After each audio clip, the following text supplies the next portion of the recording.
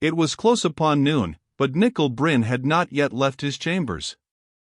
From that large window which overlooked Piccadilly he surveyed the prospect with dull, lackluster eyes. His morning attire was at least as tightly fitting as that which she favored in the evening, and now, hands clasped behind his back and an unlighted cigar held firmly in the left corner of his mouth, he gazed across the park with a dreamy and vacant regard. One very familiar with this strange and taciturn man might have observed that his sallow features looked even more gaunt than usual. But for any trace of emotion in that stoic face the most expert physiognomist must have sought in vain. Behind the motionless figure the Alaskan ermine and Manchurian leopard stared glassily across the room. The flying lemur continued apparently to contemplate the idea of swooping upon the head of the tigress where she crouched upon her nearby pedestal. The death masks grinned, the Egyptian priestess smiled. And Nickel Bryn, expressionless, watched the traffic in Piccadilly. There came a knock at the door. "In," said Nickel Bryn. Hoskins, his manservant, entered. "Detective Inspector Wessex would like to see you, sir." Nickel Bryn did not turn around. "In," he repeated. Silently Hoskins retired, and, following a short interval, ushered into the room a typical detective officer, a Scotland Yard man of the best type. For Detective Inspector Wessex no less an authority than Paul Harley had predicted a brilliant future, and since he had attained to his present rank while still a comparatively young man, the prophecy of the celebrated private investigator was likely to be realized. Nickel Bryn turned and bowed in the direction of a large armchair. "Pray sit down, Inspector," he said. The high, monotonous voice expressed neither surprise nor welcome, nor any other sentiment whatever.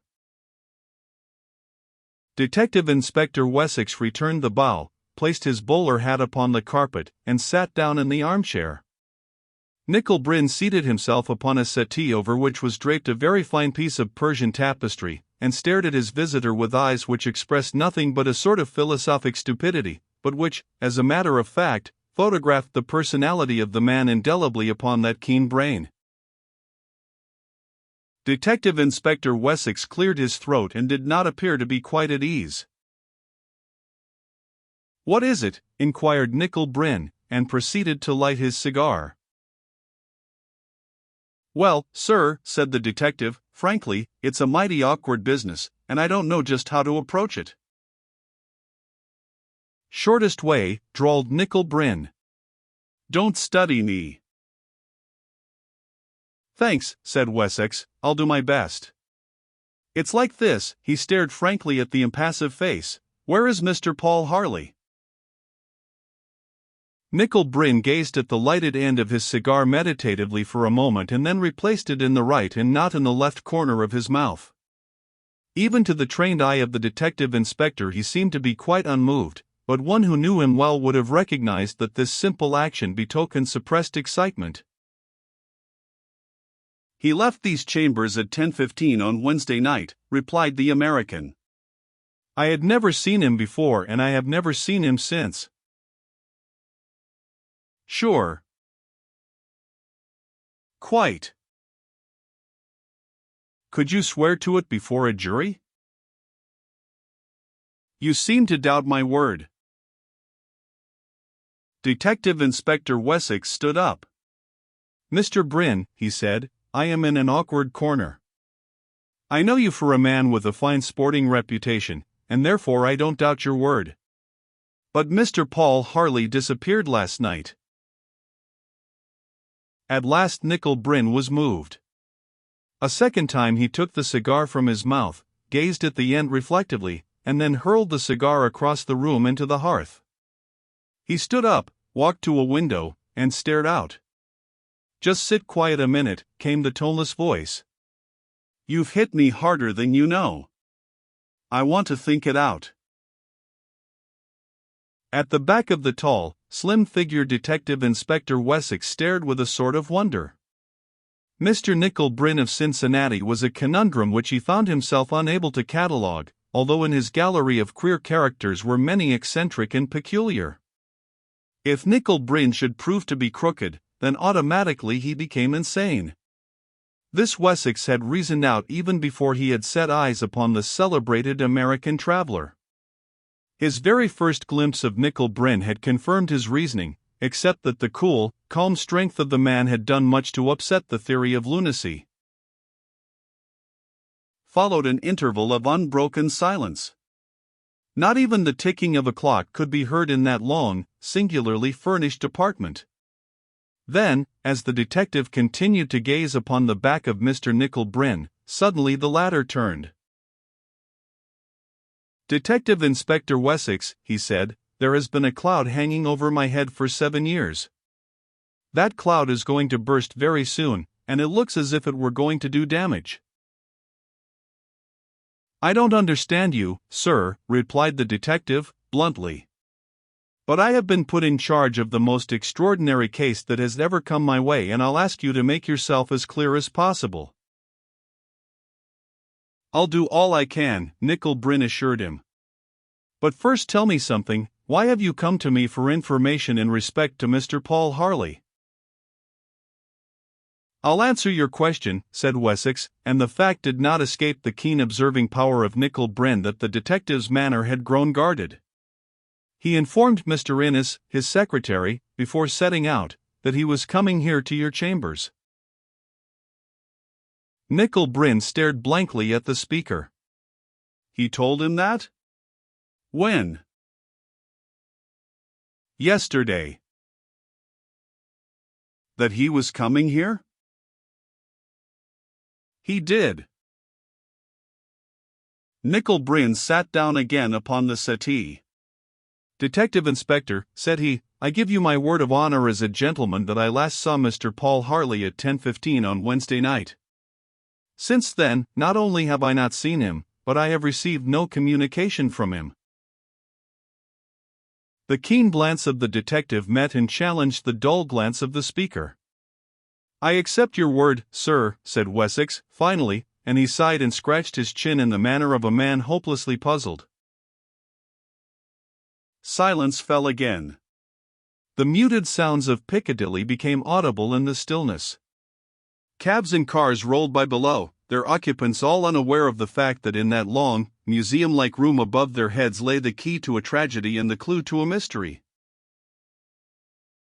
"Look here, sir," said the detective, suddenly, "the result of Mr. Paul Harley's investigations right up to date has been placed in my hands, together with all his notes. I wonder if you realize the fact that, supposing Mr. Harley does not return, I am in repossession of sufficient evidence to justify me in putting you under arrest?" "I see your point quite clearly," replied Nickel Bryn. "I have seen my danger since the evening that Mr. Paul Harley walked into this room, but I'll confess I did not anticipate this particular development."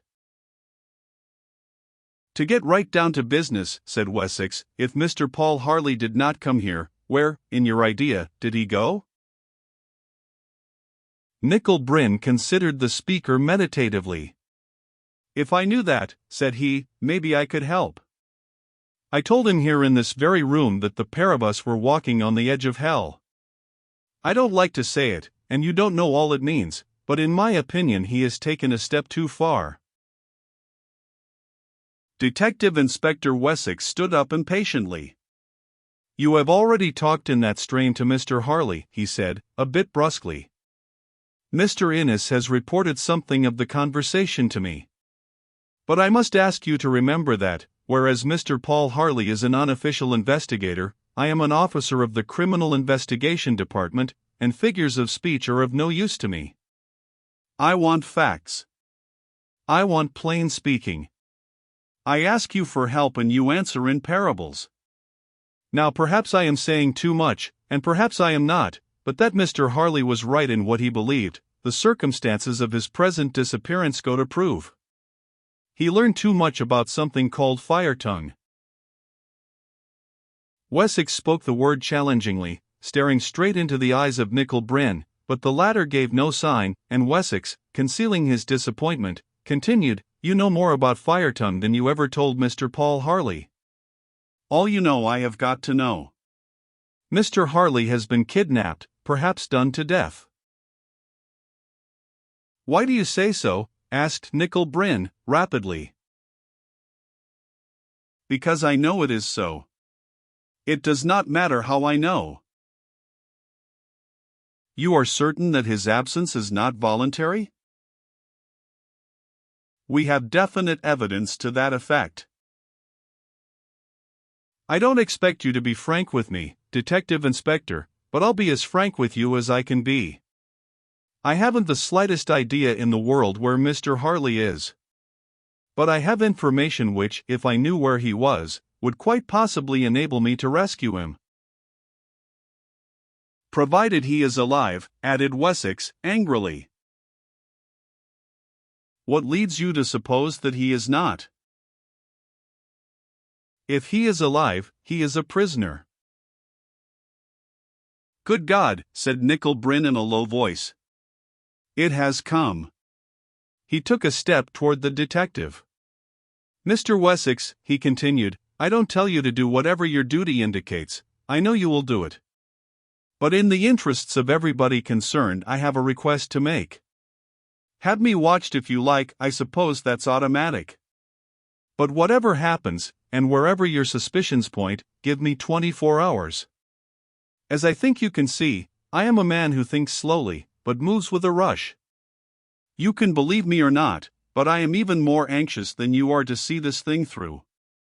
You think I know what lies back of it all, and I don't say that you are not right. But one thing you don't know, and that thing I can't tell you. In 24 hours I might be able to tell you. Whatever happens, even if poor Harley is found dead, don't hamper my movements between now and this time tomorrow.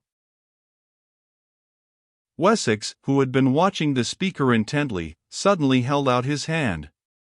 It's a bet, he said. It's my case, and I'll conduct it in my own way. Mr. Wessex, replied Nickel Bryn, taking the extended hand, I think you are a clever man. There are questions you would like to ask me, and there are questions I would like to ask you. But we both realize the facts of the situation, and we are both silent. One thing I'll say, you are in the deadliest peril you have ever known. Be careful. Believe me, I mean it. Be very careful.